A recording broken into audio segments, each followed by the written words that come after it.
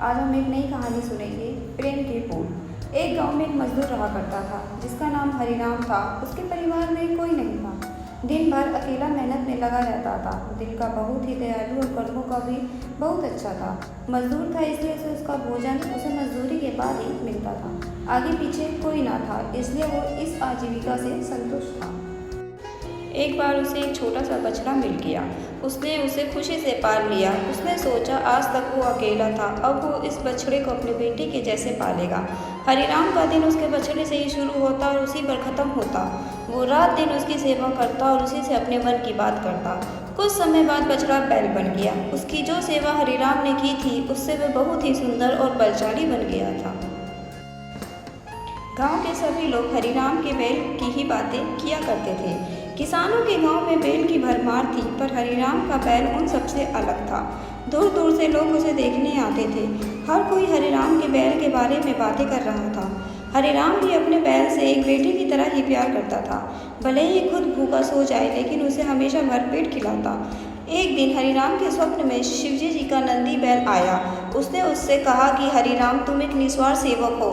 तुम खुद की तकलीफ को छोड़कर अपने बैल की सेवा की, इसलिए मैं तुम्हारे बैल को बोलने की शक्ति दे रहा हूँ। इतना सुनते ही हरिराम जाग गया और अपने बैल के पास गया। उसने बैल को सहलाया और मुस्कुराया कि भला एक बैल कैसे सकता है। तभी अचानक आवाज़ आई, बाबा, आपने मेरा ध्यान एक पुत्र की तरह रखा है। मैं आपका आभारी हूँ और आपके लिए कुछ करना चाहता हूँ। यह सुनकर हरिराम घबरा गया। उसने खुद को संभाला और तुरंत ही बैल को गले लगाया। उसी समय से वह अपने बैल को नंदी कहकर पुकारने लगा। दिन भर काम करके आता और नंदी से बातें करता। गरीबी की मारी बहुत थी। नंदी को तो हरिराम भर पेट देता, लेकिन खुद भूखा सो जाता।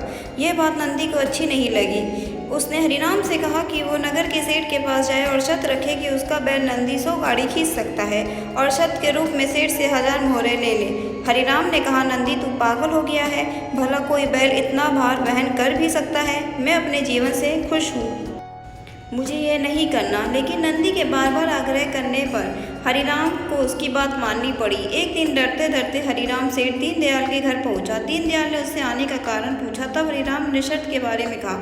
सेठ जोर जोर से हंसने लगा। बोला, हरिराम, बैल के साथ रहकर क्या तुम्हारी मति भी बैल जैसी हो गई है? अगर शर्त हार गए तो 1000 मुहर के लिए तुम्हें अपनी झोपड़ी तक बेचनी पड़ेगी। यह सुनकर हरिराम और अधिक डर गया, लेकिन मुँह से निकली बात पर मुकर भी नहीं सकता था। शर्त का दिन तय किया गया और सेठ दीनदयाल ने पूरे गांव में ढोल पिटवाकर इस प्रतियोगिता के बारे में गांव वालों को खबर दी और सभी को यह अद्भुत नज़ारा देखने बुलाया। सभी खबर सुनने के बाद हरिराम का मजाक उड़ाने लगे और कहने लगे कि यह शर्त तो हरिराम ही हारेगा। यह सब सुन हरिराम को और अधिक डर लगने लगा और उसने नंदी से घृणा होने लगी। वो उसे कोसने लगा, बार बार उसे दोष देता और कहता कि कहाँ मैंने इस बैल को पाल लिया। मेरी अच्छी भली कट रही थी, इस कारण सर की छत से भी जाऊंगा और लोगों की थू होगी वो अलग। अब हरिराम को नंदी बिल्कुल भी रास नहीं आ रहा था। वह दिन आ गया जिन दिन प्रतियोगिता होनी थी। 100 माल से भरी गाड़ियों के आगे नंदी को जोता गया और गाड़ी पर खुद हरिराम बैठा। सभी गाँव वाले यह नज़ारा देख हंस रहे थे और हरिराम को बुरा भला कह रहे थे। हरिराम ने नंदी से कहा, देख, तेरे कारण मुझे कितना सुनना पड़ रहा है।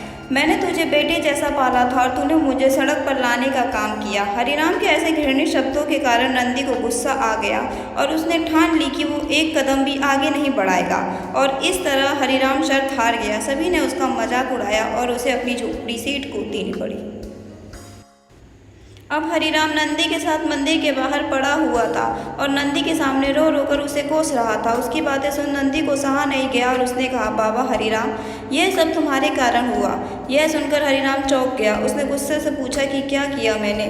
तुमने भांग खा रखी है क्या? तब नंदी ने कहा कि तुम्हारे प्रेम के बोल के कारण ही भगवान ने मुझे बोलने की शक्ति दी और मैंने तुम्हारे लिए यह सब करने की सोची, लेकिन तुम्हें उल्टा मुझे ही कोसने लगे और मुझे बुरा भला कहने लगे। तब मैंने ठानी मैं तुम्हारे लिए कुछ नहीं करूँगा। लेकिन अब मैं तुमसे फिर से कहता हूँ कि मैं 100 गाड़ियाँ खींच सकता हूँ। तुम जाकर फिर से शर्त लगाओ और इस बार अपनी झोपड़ी और 1000 मुहर की शर्तें लगाना। हरिराम वही करता है और फिर से शर्त के अनुसार 100 गाड़ियाँ तैयार कर उस पर नंदी को जोता जाता है और फिर से उस पर हरिराम बैठता है और प्यार से सहलाकर उसे गाड़ी खींचने को कहता है। और इस बार नंदी यह कर दिखाता है, जिसे देख सब स्तंभ रह जाते हैं और हरिराम शर जीत जाता है। सेठ दीनदयाल उसे उसकी झोपड़ी और 1000 मोहरें दे देता है। हमें प्रेम की बोल कहानी से ये शिक्षा मिलती है कि जीवन में प्रेम से ही किसी को जीता जा सकता है। कहते हैं प्रेम के सामने ईश्वर भी झुक जाता है, इसलिए सभी को प्रेम के बोल ही बोलना चाहिए। धन्यवाद।